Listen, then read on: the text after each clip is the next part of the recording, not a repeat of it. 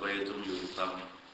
We have said so. It's not fair to imagine that Shastram is not valid.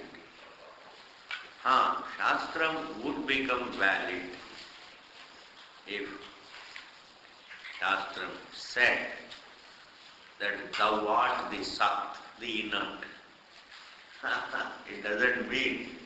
It doesn't say thou art the truth, the inert. It says thou art the truth, the conscious.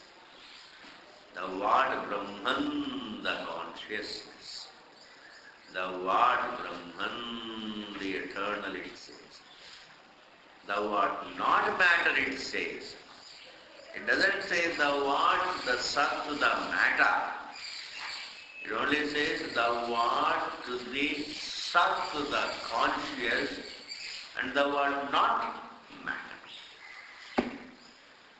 Because the conclusion is I am matter. This is the conclusion. I am the inert. So most of the problems are due to the conclusion that I am this flesh, I am this body. It is okay to have the body that is there, okay, everybody has the body. To have the body is different from thinking that I am nothing but the body. So I am the body, my existence is synonymous with the body. This is called adhyasa. And in order to correct this adhyasa, it is possible, you can be alive without that notion that I am the body. It's like you can have money without attachment to it. It's possible. Making the right use of money. A person who makes the right use of money has no attachment. He looks upon it as a necessity in life. See? It is not impossible, meaning it is possible to be rich, yet no attachment. One has to see it's possible. It's possible to be a Janaka, it's possible to be rich, and yet no attachment to his wealth. Similarly, it is possible to have children and grandchildren, and also with a profound understanding, they are all jivas out of some prarabdham are born into my family. It's my duty to look after them, and it is their prarabdham to live their life. That is detachment.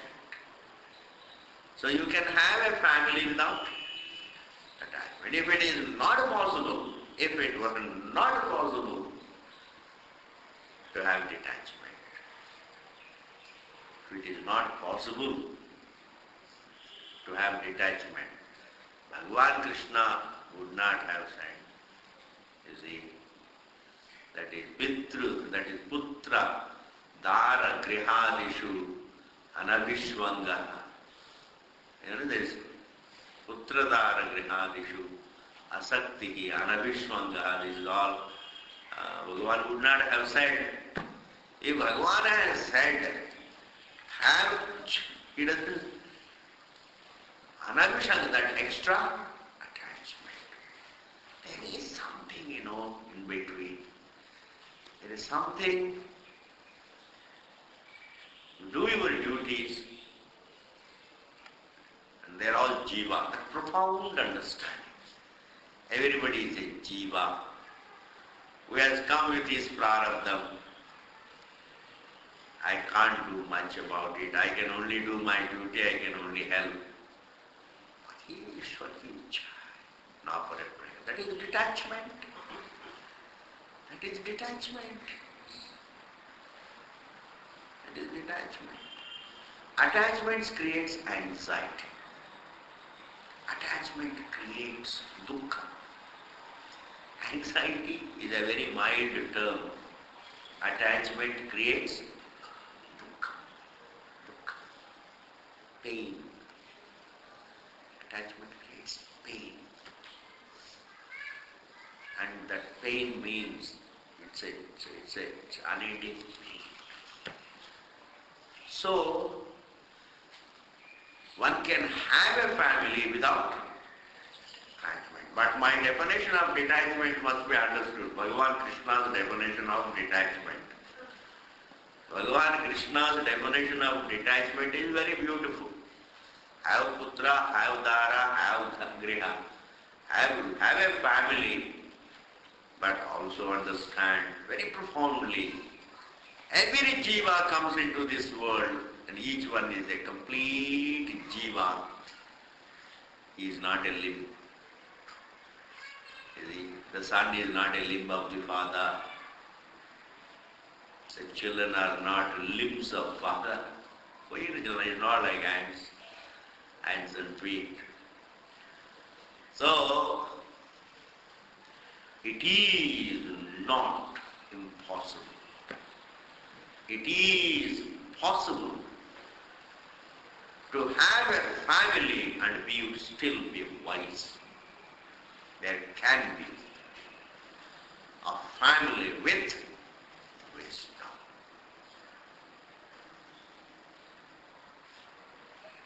You can have a family but with wisdom. What is that wisdom? Every jiva is a complete jiva. I do whatever is to be done as a matter of duty, not with a matter of attachment. I have a duty and I do it. I give them right advices and it is for them to rise up, to go, to come up and live their life. They are not my children or anything, they are just jivas. Ishwar ki srishti. Parameshwara in the form of that Parameshwara in that particular form is the jiva, whom I call my son. I know. Parameshwara, it's like, water in a given form is a way. There is a one way. And one wave looks upon the other wave. This is my son. Okay? Sun lijiye. One wave looks upon another wave. This is my son. This is my daughter. Hey, what is your son? Your son is water in a given form. Your daughter is water in a given form. You are also water in a given form. Where is the son-father relation? That's the myth. There is no son-father relation. There is only Vastu Jiva Sambandha. Brahma Jiva, Ishvara Jiva Sambandha. So this profound understanding must come from the Shastram. That is why a Grihastha must also be a Shastrajna. A Grihastha must be a Shastrajna. A Grihastha without the study of the Shastram, oh Rama, he would go through hell.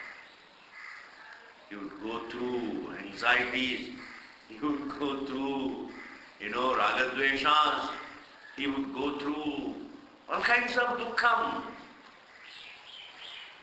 Dukkham is guaranteed for a person who has no,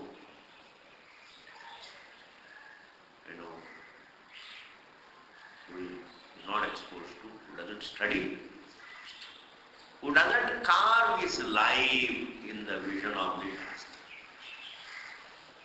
who doesn't really carve his life along the lines of the Shastra, the one who lives only by perception. Not Shastra Brahmana, the one who lives only by perception. That person will suffer anxiety. Okay. Anyway, coming back to the point, what I'm telling is, it is possible to have a family and yet be attached. It is possible to have money and yet have no attachment. You use it for certain necessities. That is called wisdom. Because that is where man has to move. Money with attachment, man has to grow. Man has to become, has to come to money without attachment. It's possible. It's possible. If detachment were not possible, Krishna would not have taught detachment in Gita, because nobody would teach impossibles. In the same manner, it is possible to have a family and yet with wisdom, detachment. I am a jiva, he is a jiva, everybody is a jiva. There is no father-son relation really. It is Maya. There is only Ishvara, Jiva. Every wave is water in a given form. That's all the truth. If one wave says, no, this wave is my son.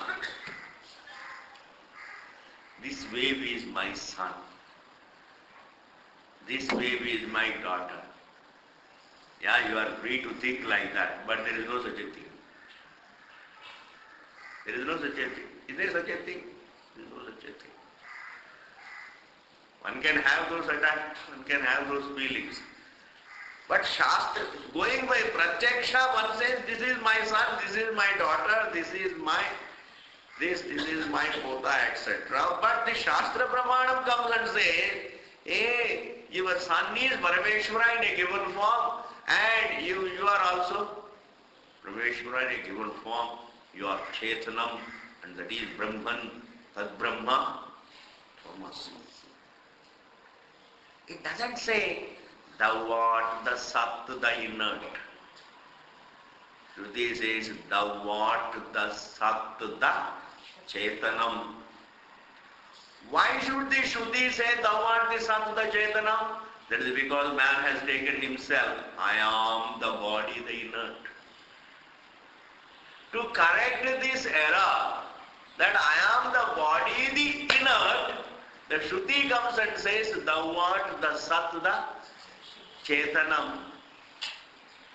How can you interpret the word Sat as Jadam? Thou art the Sat, the Jadam, right? Thou art the Sat, the Chetanam, to correct the adhyasa that I am the Deha, the Jadam.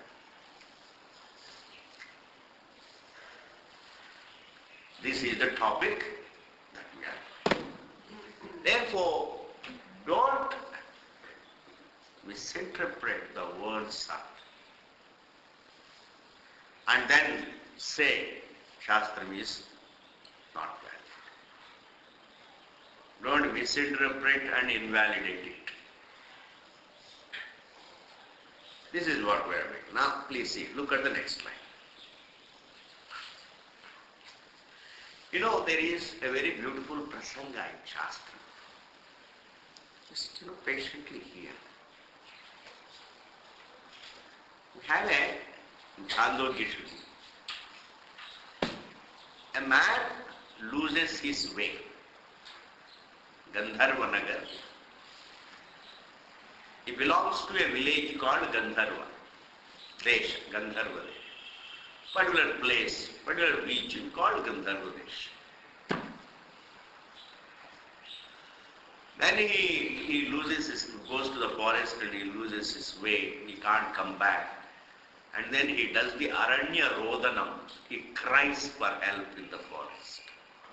That's called Aranya Rodhanam.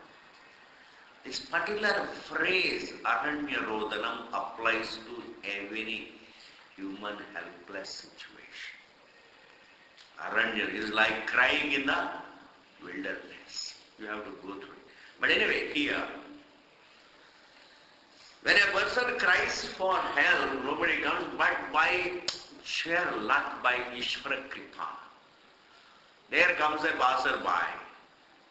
In fact, that particular person was blindfolded and tied hand and foot, and he was abandoned by the kidnappers. Actually, that is the story. And then afterwards he doesn't know. Then so a passerby comes and then says, removes the blindfold and ties. Then says, where do you come from? Says Gandharvanagar. Then they explain to him, they show him, they give him all the directions. Go this way, this way, this way, this way, you will reach. He is God. He is God. The Acharya, Apta Purusha. In colloquial language, it's called a good human being. A good human being who doesn't misguide you, who guides you properly. He's called, this is. Then he reaches back his Gandharvanagar. In contrast to this, Upanishad says, supposing, there comes a man, oh, you want to go back to your village. And he happens to be a blind man. A man who needs help, happens to be a blind man. He wants to go back. So the villagers, one person comes and brings a bull, wild bull, and tells the blind man, hey, you hold on to this particular thing, the tail, and don't leave it. Don't leave it. It will take you back to your village. And this blind man, that's called Shraddha. He has a Shraddha. He is blind, but he has Shraddha is what he said. Gullible, he has Shraddha. And he doesn't leave. And the bull goes, is a wild bull. And he was dragged and battered and bruised. He goes through hell. All because of the Shraddha in the wrong thing. Shraddha in the right thing liberates you. Shraddha in the wrong thing can give you a lot of dukkham. Purvapakhi said, Siddhanta said here, if Shastra were to say, thou art the Sat, the inert, thou art the Sat, the inert, it is like even a dushta, a wrong man, a wild man, a bad person, telling the blind man to hold on to the tail and then reach back his village. Shastram would be as dushta, as even that person who misguides the blind. Siddhanta says, if the Shastra were to say, thou art the Sat, the inert, the implication is the worst thing that you can say to human beings. The worst thing that you can say to a human being is, thou art the Sat, the Jadam. And along with that, the worst thing that a scripture, the worst thing, the worst teaching that can be given to a human being is that this universe is made of something inert. Jagat Karanam is inert, and that inert, thou art, is the worst teaching that can be given to a human being. And in that case, Vedanta would be equal to that dushta who misguided the blind man. You understand, asking him to hold on to the tail of a wild man, wild bull. We would be like those blind. Now, and then he concludes, it's not fair. It's not fair to think that Vedanta is like that. Because there are no grounds for you to interpret Sat in the sense of inert. This is Yadicha. This is also Yadicha. Ajyasya sataha mumukshoho achetana manatmanam atma iti upadishet. Pramanabhutam shastram shraddhasanataya andhagolangulanyayena tadatma drishtim na parityaje. A blind man, just as he never leaves the tail, even though he is going through hell, but he doesn't leave the tail because he has got shraddha in man. That is his goodness. That is his goodness. That he is scrupulous. Similarly, human beings, when they are taught by the scripture, and human beings have shraddha in the scripture, and the scripture is teaching wrong thing, and I have shraddha in it, then I would not be leaving it, and I would all the time be meditating that I am the inert. I am the jadam. I have got sattva, rajas, tamo, gunas. I am the deha, the inert. I am the mind, the inert with sattva, rajas, tamo, gunas. In this manner, I will be meditating upon that thought that I am the inert, and he would not leave it because shraddha. Anatmani atmadrishtim na parityaje. Man will never leave the false thought that I am the inert, because he has got shraddha.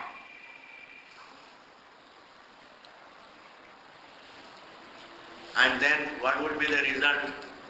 He says, Tad vyatiriktam cha atmanam na pratipadyate. That would come in the way of understanding the real. That would come in the way of understanding the real nature of oneself forever. The what, the sat, the inert, this teaching. And I am the sat. I am the sat, the inert. This thought would come in the way of ever understanding that I am the sat, the unlimited conscious being.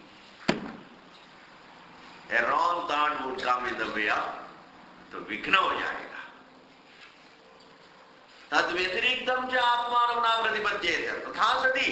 In that case, Purusharthad vihanyeta, man would be denied of his freedom. Purusharth se gir jayega. He would not reach what he aims, what he wants, what he craves for, that he would not be able to reach. Purusharthad vihanyeta. He would be denied of his purusha. Not only that, anartham charichet. Not only he would not become free, he would ever be bound. Not only he would not be peaceful, he would ever be anartham, undesirable.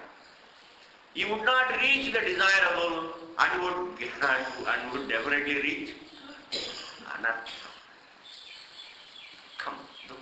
Dukkam. This dunya mein, what is the highlight of a jiva? Dukkam. Jiva as a jiva.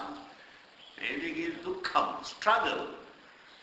Dukkam, concerns, anxieties, whatever. Wave as a wave has to be dukhi. Once in a while sukhi, but then what is that sukhi? It is all really concerns. But real sukham is when the wave recognizes I am not the wave, I am the water. वो तो मुक्ति है. वो तो मुक्ति है. जीव के लिए मुक्ति है. वो मुक्ति, in order to guide man to recognize his mukti, ever free nature, is the shastram. Anything short of it would make it cease to be a scripture. Anything short of it I can make out.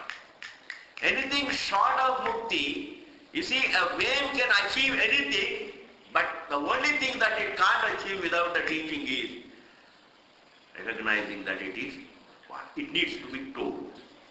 A wave needs to be told. That is called Shabda Pramana. Everything else, it doesn't have to be told. It can pick up the information, make you friends with another wave, no problem. It can do it itself. Have a family of few waves, it can do it itself. Make some wealth, it can do it. It can achieve anything, and therefore I don't require a scripture for anything.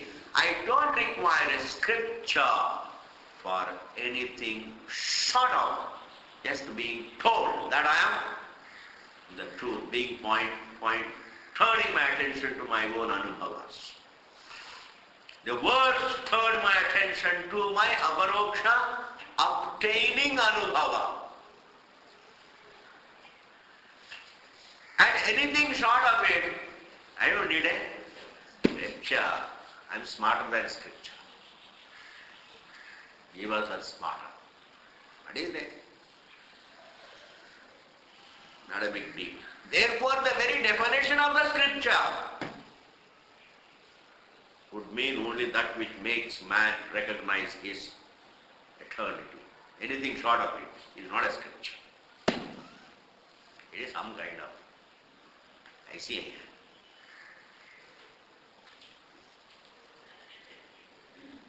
How are you? कोई पूछते कैसे हो? हाँ ऐसे ही है. क्या अर्थ है? What does it mean? हाँ ऐसे ही है. बस वही अर्थ लेना. What is the scripture that doesn't teach this Brahma Vidya? What is that scripture? ऐसे ही है. बस ऐसे ही है. और कुछ नहीं. Therefore, Bhagavan says here, Riche, Tasmat, therefore, Yatha, just as Swargadi Arthinaha, a man who wants to have a material pleasure. Here Swargas meaning does need not be another loka, means Sukham. Agnihotradi sadhana, when a person wants material pleasures, and if he wants to supplement his effort with the prayer, then the Veda always gives him the right prayers, like Agnihotra. Agnihotra is sadhana, yathabhutam, the actual, upadeshati, teaches. Meaning what? Just as Veda teaches man the right prayers, it doesn't say asatyam vadat, jhoot bolo. It never says follow adharma, adharmam chara. Hinsam kuryat, commit violence. Kalanjam bhakshayet, be a non-vegetarian. ऐसा तो गाती नहीं. Just as it is truthful in its teaching about values and the means to material needs.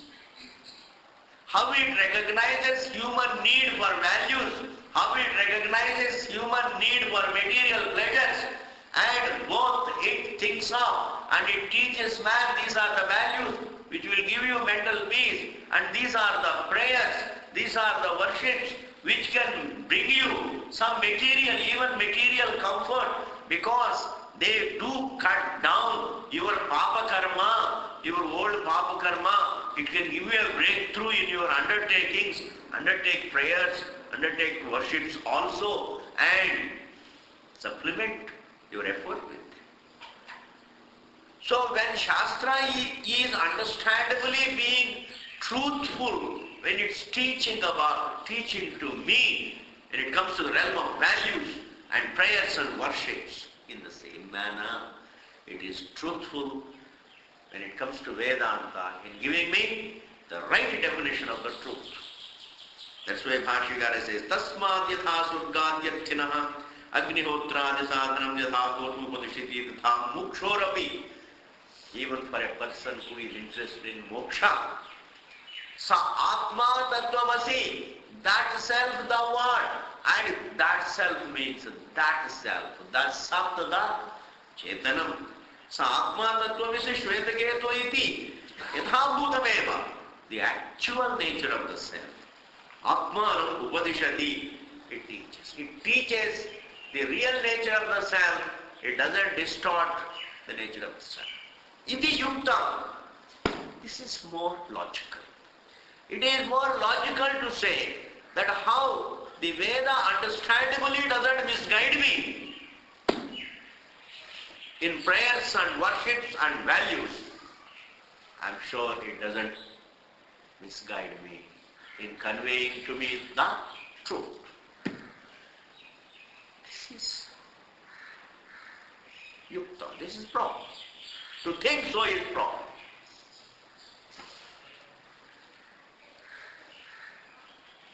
Because if the Shruti is interested in teaching me that I am the Sattva Jadam, but then I am already Sattva Jadam anyway. I am the Jadam. I am already looking upon myself the Jadam. It doesn't liberate me by meditating upon the thought, that I am the Sattva Jadam. How is it going to liberate me? Evam cha sati, in this manner. Then when we understand that Sat means only the Chetanam, man always interprets the word Sat as inert, because man always follows the causation. If the Jagat is inert, the cause must be inert. If the creation is Jadam, if the creation is inert, the source also must be inert. The effect being inert, the cause must be inert. Quote unquote. This thinking is done by a person who follows causation. And Jiva by nature, Jiva does not think ever in terms of Satyam and Mithya. He always thinks cause and effect. If the effect is inert, cause should be inert. So I see the inert and I infer the cause, the inert. In this manner, human beings infer the source of the world. They infer that the cause, the source of the universe also must be inert. This is what is rejected by, dismissed by the Shastra.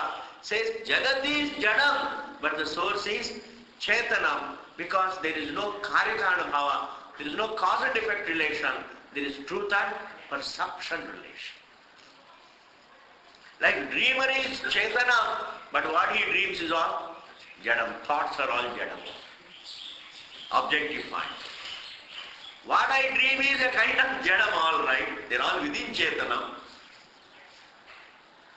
I am dreaming something in myself. What I dream is Jadam, but the one who is dreaming, where one is dreaming, that is Chetanam. And the dreaming the Jadam doesn't negate the Chetanam, because in order to be dreamt, there has to be Chetanam. Like the thought doesn't replace the thinker.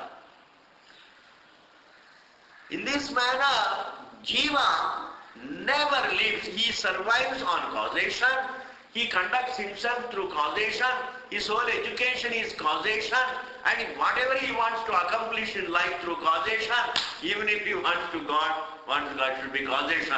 And all his definitions of God also are some kind of causation. There is a causation. It's like saying, if I am on the earth, God should be in heaven after all. I am an earthly individual. He can't be on the same pedestal as I am. I don't have a pedestal, but he can't be really here on the earth. He has to be in heaven. This kind of causation. There is some logic, some reasoning he does. reasoning. Because when if he is also on the same earth, then what is the difference between him and me? He has to be a little better than me. This all comes under what? Causation. Causation. Yes, this is all really, and that is why here Bhashyakara says, man infers the inert source because he is loyal to causation. Not only that, he just doesn't know anything else. First, Jiva doesn't know anything else. He has to grow. As a Jiva, he grows only through causation.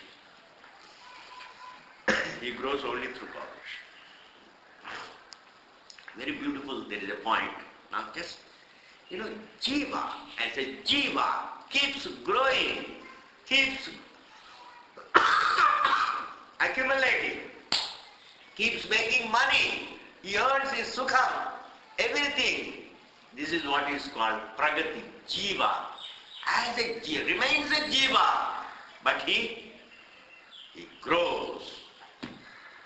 Jiva, remaining as a Griva, becomes a rich Jiva, a comfortable Jiva, a civilized Jiva, a very modern Jiva, all following the line of causation. Bhagavan Krishna in Bhagavad Gita beautifully says, hey, grow through Karma Yoga, it says. Parasparam bhavayantaha shreyah param avapsyatha. Yeshavo hi kama dhuk, that particular word. Yeshavo hyastu ama dhuk. There he says your growth is not based upon causation. Your growth is based upon the Karma Yoga, which helps you understand really there is a Satya Mithya Bhava, understand the Shastra. Karma Yoga would prepare you to understand the vision of the Shruti, where the truth is Satyam, the truth is the Chetanam, and everything else is a Bhranti about it. A path you will be able to understand when you have mental peace. So mental peace is the result of Karma Yoga, not the result of causation. Understand? Causation cannot bring shanti, because causation is meant to help man to create results. Create results. If I do this, I will get this. If I do this, I will get this. In this framework, Shanti doesn't come. Shanti doesn't come in this. Even if he thinks, well, if I am drinking, I am mental, I have no mental peace. Therefore, by leaving the drinking, I will have mental peace. Even though this much of causation he appreciates, all right. But in order to leave it and then really to gain the mental peace, then the direction, man's sights must be shifted from causation to Satya. The sights must be shifted from that to this. From the Pratyakshadi Pramanam to Shabda Pramanam. Have to be shifted. Otherwise, it's not possible. That is why I would say, even relative peace, Shanti, mental purity, mental peace, which can enable man to understand the truth, does not fall within the realm of causation. Mushkil hoga. Because causation, as defined by the Shruti, is very beautiful, very comprehensive definition. Apyam, sanskaryam. What is causation? You do something and create something, you do something and purify something, you do something and modify something, you do something and reach something. These all called causation. Okay, now look at the line. Evam cha sati, jab aisa hai. This particular example, what is the example? If he is a thief, in those days, if somebody thieved, somebody committed a theft, and he says no, then how do we find out? There is a tapta parashu. Tapta means red hot. Parashu means, an axe, means an iron piece you take it. A red hot iron piece is dangling. A thief is told, hey, if you have not committed theft, this will not burn you. We guarantee it. And he goes and the nature is all, this will not burn. Go and touch it.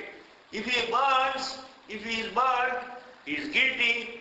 If he is not guilty, he will not be burned. This drishtantam is given in Chandogya. That is, when the jiva is a tapta, when he doesn't know the truth, he becomes tapta. He goes through grief. He goes through dukkham. And when he understands the satyam, then he is liberated. Like a thief, when it is burnt, if he is burnt, he is guilty and put behind bars. If he is not burnt, then he is not guilty and therefore he is freed. If I don't know the Sat, I go through dukkham in sansara. And if I come to know the Satyam, I am freed. Like even the thief. Thus, Satyajnanam, understanding Satyam would liberate a person, and non-understanding of the truth would bind a person. This particular example is being given by the Chandogya. She says, Evam cha sati, tapta parashu grahana. Tapta parashu grahana. Touching a red hot parashu. Moksha drishtanta. This is the moksha, it is a drishtanta. This is an analogy to convey to the human beings. Meaning, it is not your bondage is not, your bondage is not due to somebody's will. Your freedom also is not due to somebody's will. बहुत बड़ी बात है ये बहुत बड़ी बात है. If man is bound not by somebody's will, not by his own will, and when he becomes free, it is not by somebody's will, not by his own will. Right will, the vision of the truth liberates him, and a wrong vision about the truth, right vision about the truth would liberate him. Wrong vision about himself, I am Deha is the wrong vision. I am born with the form is the wrong vision. I would be gone with the form is the wrong vision. And the I is indeed the Satyam, the Sat, the unnegatable in the three states. That is the right vision. The right vision would liberate. The wrong vision would bind. It is the vision that determines bondage and freedom. It is the vision of the truth. It is the vision of the truth that really binds man or liberates man, not somebody's will. ये तो बहुत बड़ा शुक्र है कि बहुत बड़ा शुक्र है. ये तो इसके लिए तो एक नारियल जरूर देना पड़ेंगे भगवान. Supposing we are bound by somebody's will, some judge, then definitely we can't do anything about it. If somebody wills my bondage and somebody were to will my freedom, then we can't do anything about it. For that drishtantam is given. It is not somebody's will. It is a nature. You touch it. If you are burnt, you are guilty. If you are not guilty, you will not be touched. You will not be burnt. That is the law. That is this Swabha. That is nature. That is the truth. That is the law of the truth. In the same manner, self-rightly understood liberates you. Wrongly understood binds. That's tapta parashugrahana moksha drishtantena Satya Abhisandhasya. A person who does the Satya Abhisandhanam, the one who dwells on the truth, Moksha Upadeshaha, the Shruti says he gets moksha, and therefore that statement that the one who understands Satyam gets liberated is a tenable. Shruti would be justified. Just listen. Shruti would be justified in saying that if you know the Satyam you would be liberated. This statement would be justified only when the Shruti thinks of the Satyam more as Chetanam, not as Jadam. If Satyam really thought, Satyam means Jadam. If the Shastram really thought that Satyam is Jadam, and then if it says by knowing the Satyam you would be liberated, that statement of the Shruti would not be justified. Because by knowing Jadam you won't. Therefore, Shruti's statement that the Satyabhisandaha gets liberated is perfectly justified because its vision of Satyam is Brahmavastu, Jagat-karanam. Therefore, Mokshopadesha Upapadyati. Anyatha hi, or else, Amukhe, if the Shastram thought that the Jagat-karanam is Amukhya. Amukhya means not literally the Chetanam, but figuratively Chetanam. Figuratively Chetanam means Jada. Is a figurative human being means what? If he is a real human being, he is a figurative line. Is a figurative line means what? It is not a real line. If it is a general line, then you can't call it figurative line. It's a literal. Mukhya. If a human being will look like a line, you say it's a figurative line. That means it's not a line. He may look whatever, but it's not a line. A figurative line is not a line. A figurative Chetanam is not Chetanam. A figurative Chetanam means Jadam. A figurative Chetanam means not Chetanam, and not Chetanam means Jadam. There is no other alternative.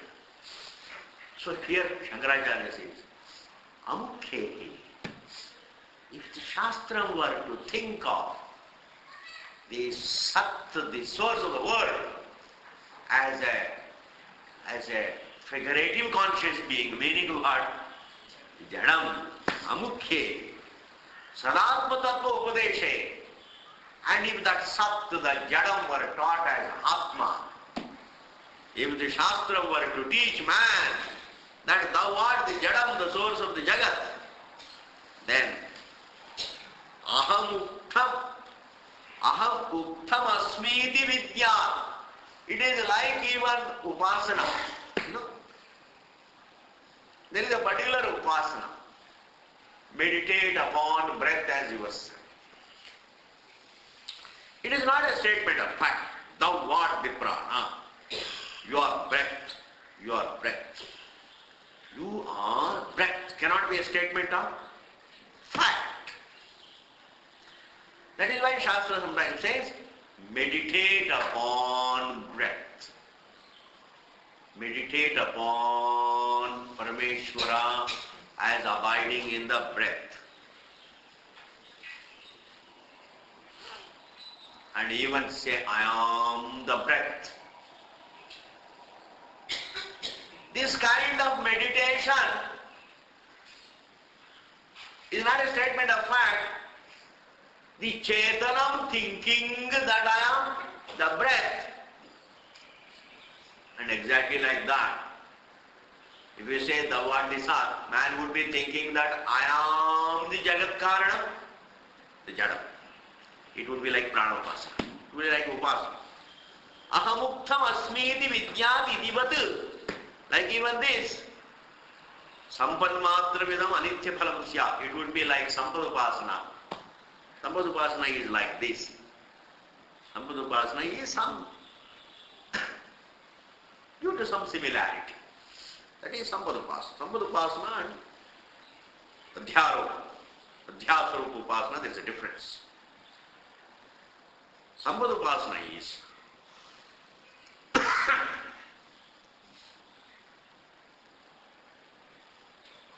you worship a cow because there is a similarity between the blessing nature of a cow and the devata. Between devata and the cow, there is a certain similarity.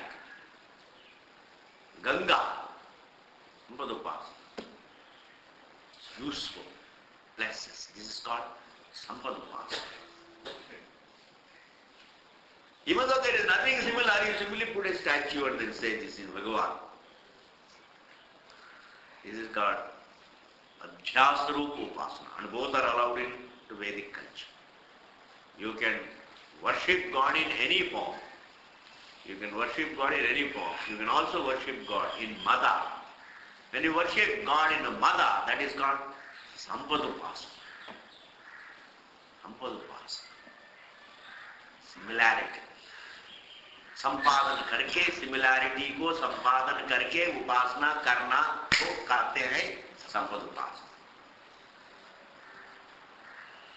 Similarity को संपादन करके मन में रख के उपासना करना संपद उपासना. Mother is like देवता, father is like देवता, अतिथि इज लाइक देवता.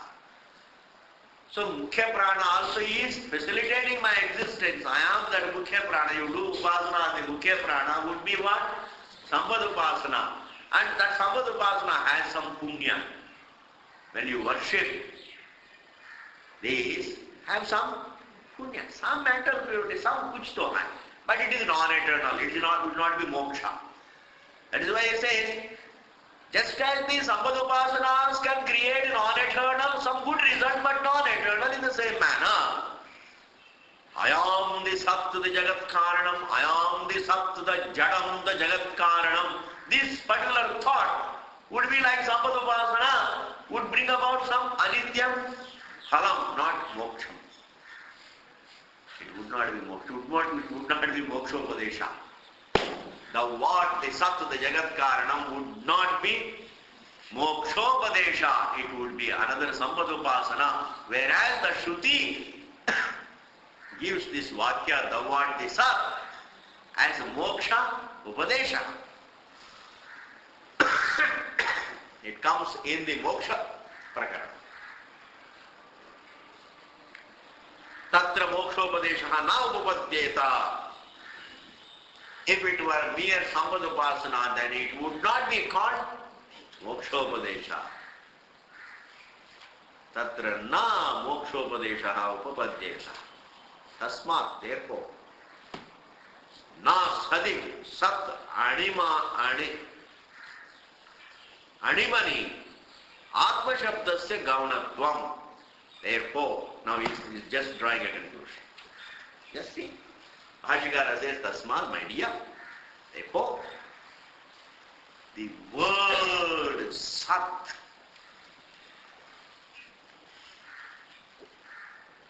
its literal sense is in the subtlest. Animani. Seventh case, Animani, Anima. Saptami Ekvachan is Animani.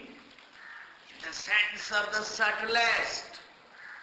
What is it? That is the subtlest. Atmani. In the sense of the subject. The unnegatable observer. What is unnegatable? Everything rises in one's Chetanam and everything resolves also. Total blackout also in one Anubhava in a way. That Anubhava is the Atma. Animani, Atmani, Sat, Animani, Atma Shabdasya Gaunatvam.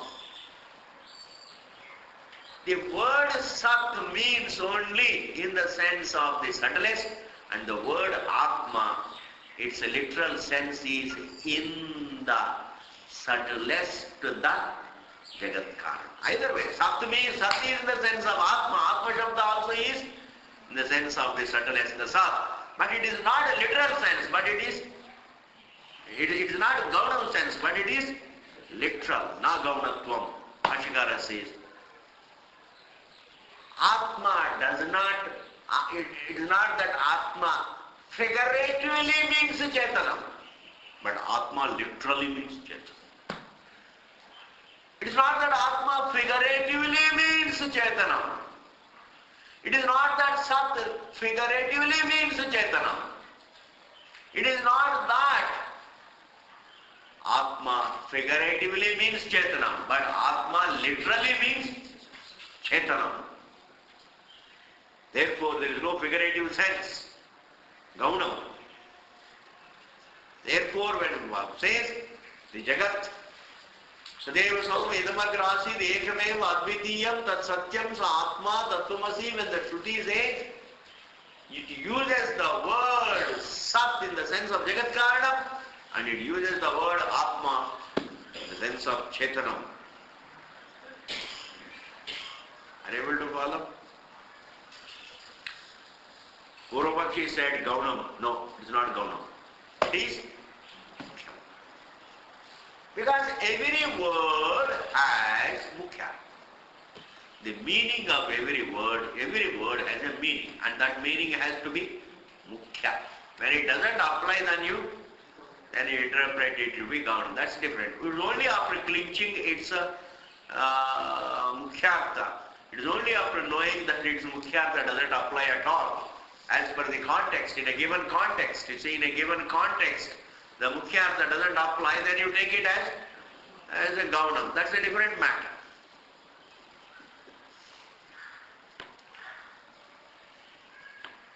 Supposing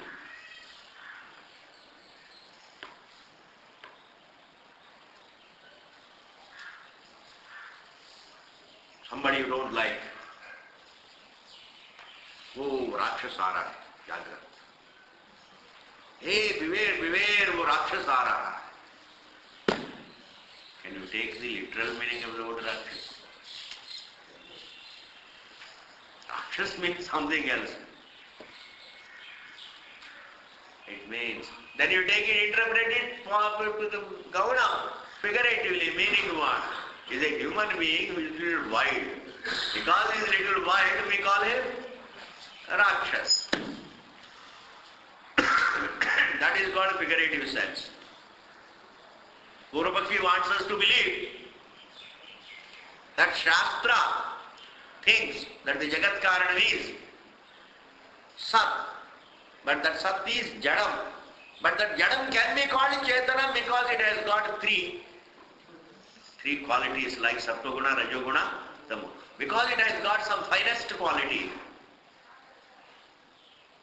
The Jagat Karanam, the Pradhanam, has got some finest quality. One finest quality, that fine quality is Sattva-guna. And therefore it can be called Chetanam. This is what he wants us to believe. That whole prasanga is being dismissed in this particular. Atma Shabdasya Gaunatva. Okay, that's enough. Om Purnamadaha Purnamudachyate Purnasya Purnamadaya Purnameva Vasishyate Om Shanti. Some more, few more lines for this. You know, this kind of analysis, the whole Brahma Sutra, can you believe? This whole Mimamsa of the Vedanta Shastra is done in the form of Brahma Sutras.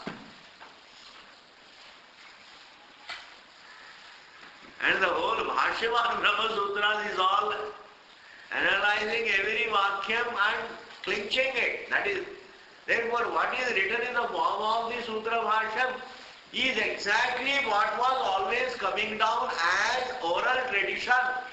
Not written down, but that is what we call Vedanta, Sampradaya, and Bhagavan Bhashyakara thought. One day it is going to get lost. Some jokers will come and destroy it. He put it down in writing. That is also Ishvara. Some Anugrah. Some Anugrah. That is why we are able to study it. Otherwise, you know what happened? Then you have to go, if everything is oral, nothing is written, then you have to go here. A person has listened every word.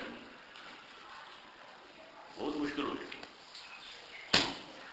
कलयुग में वो सब काम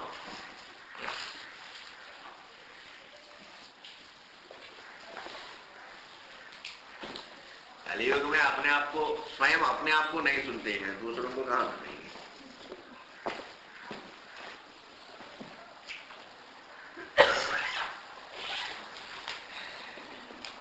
हरि